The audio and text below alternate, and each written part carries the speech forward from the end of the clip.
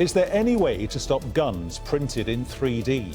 Metal detectors can't spot these plastic weapons, they don't have serial numbers, and background checks can be bypassed. Anyone with a 3D printer can produce the firearms at home, and it's all about to get a lot easier.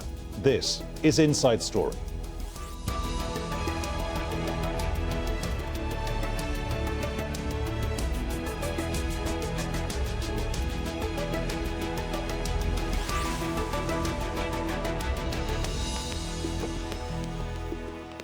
Hello and welcome to the programme. My name's Peter Dobbie. A US court has barred a self-described crypto-anarchist from publishing the software blueprints for 3D printed guns.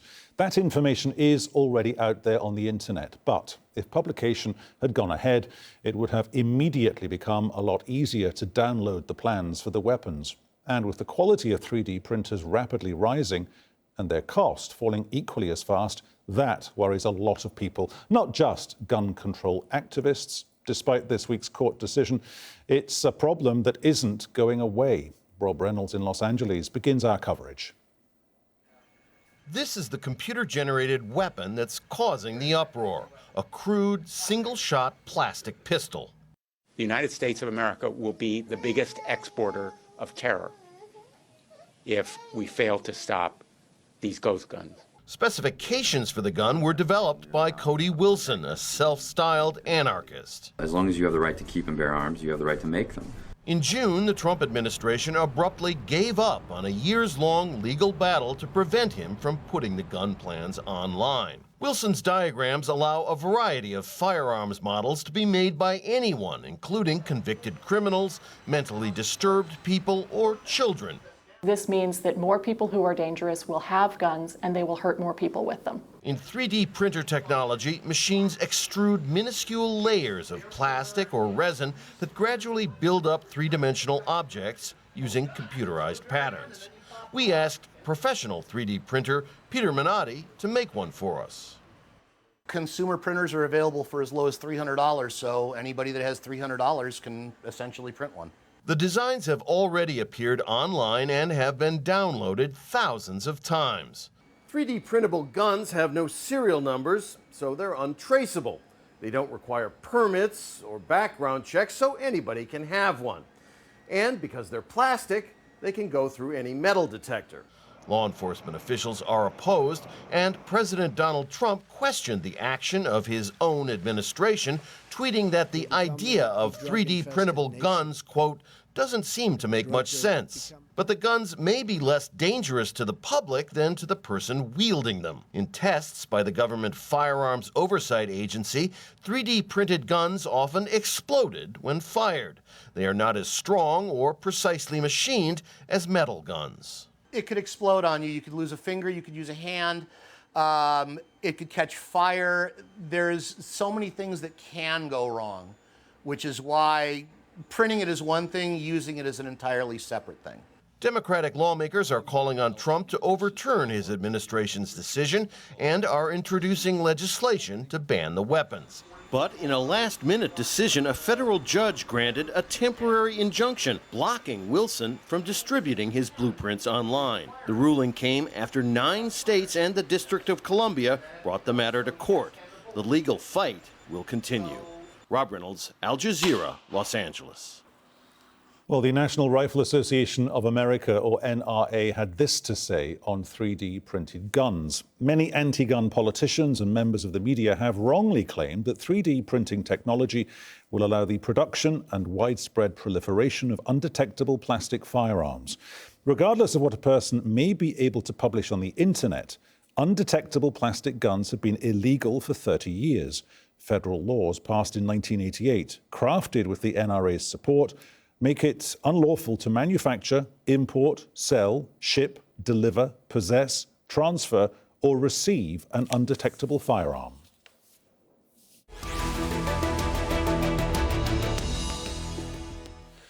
There we are. Here we go. Let's bring in our guests today. Joining us from New York, Paul Barrett, the author of Glock, The Rise of America's Gun. Via Skype from Volos in Greece is Iain Overton, the executive director of Action on Armed Violence. And in Washington, Richard Feldman. He's a former regional political director for the NRA. Welcome to you all. Paul Barrett in New York. Is this the criminal's new best friend? No, I doubt it will be the criminal's best friend. I think it's more realistic to assume that criminals will continue to get ordinary firearms the way they get them, which is to say on the black market. I'm not in favor of 3D printed guns. I think it's an invitation to mischief, but I don't think it's going to affect the way criminals arm themselves. Iain Overton, how long until that mischief, until the printing of weapons goes mainstream? Well, Paul Barrett may be speaking from an American perspective where it's very easy to get firearms in the United States, but globally there are many laws prohibiting the ownership of handguns, and it's very rare and hard to get your hand on a viable handgun, for instance, in the United Kingdom. Recently, there's been a spate of people using antique guns for want of a better way to get their hands on something to use for criminal ends. So currently, the printing of 3D guns is probably not up to spec for them being used widespread in criminal activities. But I do think in countries where gun control is hard, 3D printed guns may be an attractive and viable option for criminals in the future. Richard Feldman in Washington. The Trump administration notoriously is gun-friendly. It's NRA-friendly. Can you run me through the Trump reaction to this? Well, I don't always understand everything that the Trump administration is doing, but, you know, when you have an internet and you have a public library system, all the information that we're talking about is available already in books online. It may not all be in the same spot. It may not all be easily available, but it's out there. So, you know, when we start talking about banning parts of the internet, really, folks, this is what it's come to. You can't ban technology. You can go after the people who misuse it. But to think about banning it is just a fool's errand. So, Richard, does that mean that you, if you were president, would you ban 3D printed guns or not? I wouldn't ban them. They're already out there. And unless you plan on banning 3D printers or banning the internet, banning computers, banning libraries, I mean, let's focus on where the problem is, not on where there might be some problem at some point in the future. And to the degree that 3D printed guns blow up in the hands of those who are misusing them, well, bully for them. What a great way to stop criminals. Paul Barrett in New York, you can't stop the flow of information. That's what Richard Feldman is saying out of Washington. If you can't stop the flow of information, is the question not if, but when? Well, I think that's true. I think people are now capable of using this technology to produce firearm-like instruments. And as I said at the top, I think that is an invitation to mischief. I think it's important to emphasize, as you did in your setup piece, that undetectable guns are already illegal in the United States. So the people who are making undetectable plastic guns, if they go out and use them in any way, would be breaking the law already. So again, my view of this is an invitation to trouble, and I think the Obama administration had the right view of it, but I wouldn't set my hair on fire and assume that overnight criminals and terrorists are going to be flocking to 3D printed guns. Iain Overton in Greece, 3D printers, $300, $400 a piece. Just unpack the risks for us here. If you want to get a 3D printer and you've got the right kind of plastic, how potentially dangerous is what you're doing in your basement, in your backyard? Well, I think currently the technology isn't up to scratch, as Paul was saying. It could blow up in your hands. Of course, there is this a subtext that it might be in the US government's interest to say these things are dangerous, because then it might stop people using them. I've seen plenty of YouTube videos where people are using them without them blowing up. Furthermore, I have on reliable information that certain intelligence agencies are proliferating faulty blueprints that will then cause the guns to malfunction. That aside, let's fast forward 5, 10 years. If 3D printed technology really did take an evolutionary step forward, yes, these things may be readily downloadable and readily printable. Now, the NRA's argument that you have these 19th century, 20th century books out there that teach you how to make a firearm, of course, people have been able to make firearms in their back gardens, sheds for years. But the point is you need a certain amount of technical know-how to make one. If you can just print one off, it suddenly creates a sort of a universalization of capacity and enables you to do so. Obviously, in the United States, where guns are to a penny, you won't have such an inclination to print one off if you want to go and shoot somebody, because you can go and buy one out the back end of someone's car in a gun sale without any background checks, which I think is appalling. But let's look at Europe, where handguns are quite difficult to get a hand of. Yes, it could be a real problem. The truth of the matter is, it is our control of ammunition in Europe and elsewhere that actually will be the prohibitive factor. So you may be able to print off a 3D gun, but if you can't get the ammo to fit it, which is what criminals in Britain are finding at the moment, and they actually wrap sellotape around the rounds to use them in criminal activity, then you're going to have a hiding to nothing. So yes, you may be able to print them in the future, but we also need to discuss the availability and the access to ammunition as well. Iain, can I just briefly push you on one point that you raised there? Not wishing to get you to reveal your sources, which bit of the security apparatus in the United States is deliberately putting out bad printing plans online as we speak? Well, I'm not saying it's a United States entity. I've heard from a reliable source in a European entity that they've actually gone to that length to insert a counterfeit blueprint into the mechanism. This was a number of years ago, actually. This was 5 years ago when the blueprints first appeared. There was one that was distributed that was, shall we say, a bunkum one. I don't know the extent to which that's been downloaded, but certainly you can see that there will be a real attention paid to these 3D printable blueprints out in the wider world. Now, the NRA's argument there that you can't start banning the internet. Well, we've banned things before that are on the internet. You can't download child pornography. So I don't see a fundamental problem in saying that the ownership of 3D printed blueprints for guns in the United Kingdom, where handguns are illegal, could be seen as a potential cause for prosecution. So nobody's talking about this just yet because the technology is not there. But if the technology does get there, then why can't 3D printed blueprints be seen with as much? Why would you need one if you weren't wanting to print one out, in other words? Richard, coming to you. Just to interrupt you there, Iain, because I want to knock that point on to Richard Feldman in Washington. Richard, Iain was talking there, he used the word universalization. If you're universalizing, to create a new adverb, if you're universalizing access to guns, to bullets that leave a chamber and rip through bone, tissue and flesh, you're therefore universalizing the ability for people to have a new way to kill other people. Well, to the degree that someone outside the United States had difficulty obtaining guns for criminal misuse, yeah, I guess it would potentially make it easier.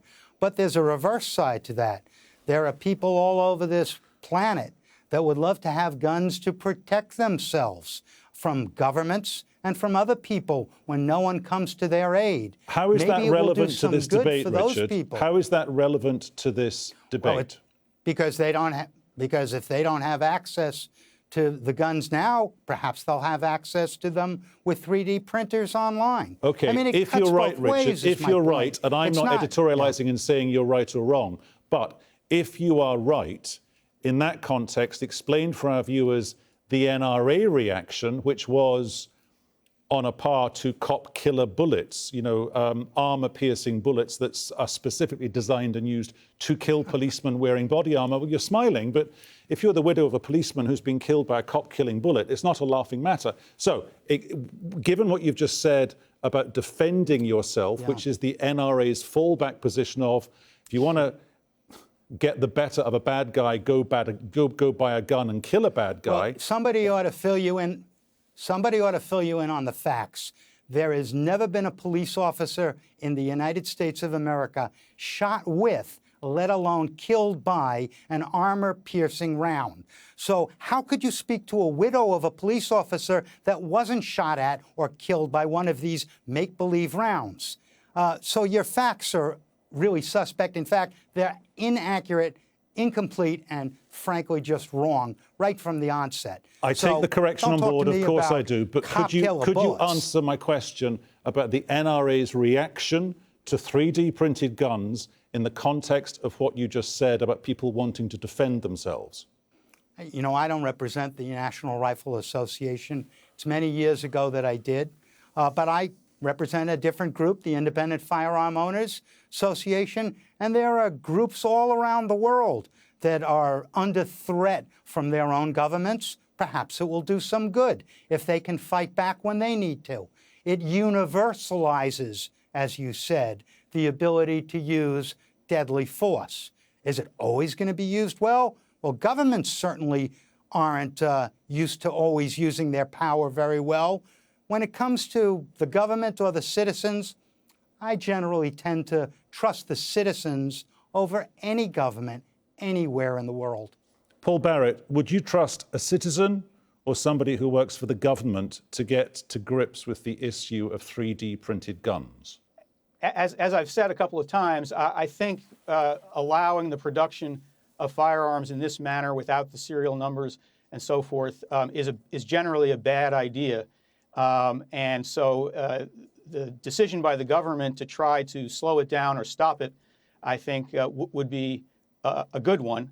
At the same time, I'm not sure these things are a massive threat today or anytime soon. Richard Feldman, doesn't Paul Barrett there completely illuminate 100% the issue with printable guns as far as the NRA is concerned? And it's this. It's not the technology. The issue is traceability. Because if people can trace guns, they can trace the people who fired the guns and killed people, say, in a school shooting. Only sometimes can they do that. Well, one time is better than never being able to do it. These kinds of guns. Look, you know, we went through the issue of plastic guns in this country 30 years ago. The Glock was called the plastic undetectable gun, and it turned out to be a bunch of hooey. And sooner or later, technology will find a way. And when you talk about going through airport security, while it's true that a polymer won't set off the magnetometer, it certainly will be seen by the X-ray machine. So it's not all one way or the other. And we'll come up with a way to detect them. We always do. We always will. This is, though, in effect, Iain, a plastic interpretation of, and I'm not being cynical or light-hearted about this, it's like a plastic interpretation of the Bond movie, The Man with the Golden Gun. You print it, you make it, you load it, then you take it into bits, you scatter it through your luggage, potentially you reassemble it, say, that's the Frankenstein scenario, you reassemble it on board a plane, and then you do your worst on board a plane. Have I got that right or wrong? Well, I mean, there is the issue that you would need the ammunition with it, and ammunition, generally speaking, would have to be metal to be piercing, otherwise you're just going to have plastic bullets. But yes, the theoretical element of that is you could sneak it through. But I think this goes to a wider point about the exportation of this virulent ideology of the righteousness of the Second Amendment in America. Now, I will leave it to Americans to discuss the rights and wrongs of the Second Amendment. But as a European, I don't want that ideology to be producing technology that then threatens the safety and security of citizens outside the United States. Now, the Second Amendment has already seen a huge amount of guns going south to Mexico, going north to Canada. The Second Amendment has led to foreign policy by the United States, sending over 1 million guns to Iraq and Afghanistan in terms of their let's export democracy down the barrel of a gun. And yet again, what we have now is less than a year after the Las Vegas massacre, America loosening, not tightening gun laws. And you know what? Europe looks on slack-jawed. A very few groups of people in Europe think this is a good idea. The majority thinks, why would you want to print off a 3D gun anyway? And that could to the fact we've had so many terrorist attacks in Europe in recent years. It will be terrorists arming themselves in the future if these things become viable. It will not be citizens. Citizens in Europe do not do that. Terrorists will do whatever they can to try to kill. Richard Feldman, Iain's got a point there, surely. Your freedoms, as enshrined in your constitution, do not and should never be built on your right to kill someone else with either a gun that you've bought at some NRA Comic-Con type get-together or that you've printed off in the basement. Well, that all depends on what you're using the gun for. If it's a self-defense shooting, I might very well be using a gun to kill someone coming at me with a knife. But if I'm the aggressor, clearly I'm in the wrong. It's not the gun that's the issue. The issue in America and everywhere else in the world is never the gun per se, but always in whose hands are the guns and for what purpose they're being used. And if we focused a little more attention in the media on that aspect of the problem and less on the particular gun being used, how it was manufactured, for what purpose it was made, we'd be going a lot further in having a safer world. Okay, very, very, very briefly, Richard, because we are running out of time.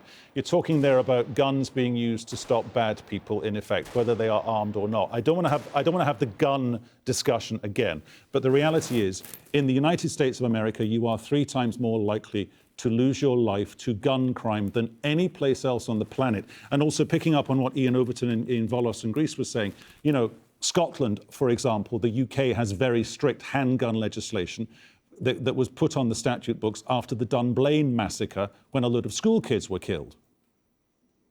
Yes, I was there. Yes, so you were saying? You know, if you go to places where guns aren't available, it's not surprising that guns aren't misused. They're not used, they're not misused.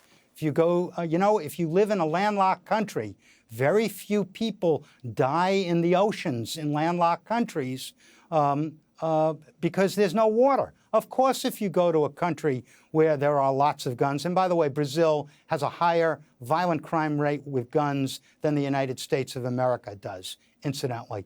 But the issue, you're conflating different parts of this problem. It's not the number of guns, it's who's using them and for what purpose. If they don't exist, no one can use them or misuse them. That's obvious. But they do exist. They are out there, and governments all over the world have guns, and they're stolen often from the government. They are in the United States. The police lose a lot of guns in this country. Okay. There's a tremendous amount of theft of I'm going guns. to interrupt you there because the clock is ticking. Paul Barrett in New York, bring us back to the focus of our discussion, please, Paul.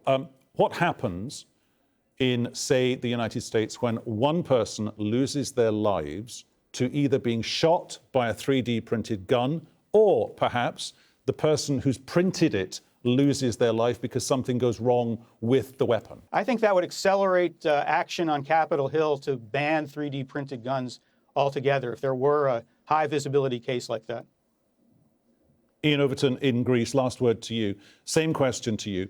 What happens when this goes wrong? Say there's another Sandy Hook school shooting and one child has lost its life because, as well as being tooled up with all the usual semi-automatic weaponry, the killer has a plastic gun that, say, was put into the school ahead of time and that killer knew where to get it.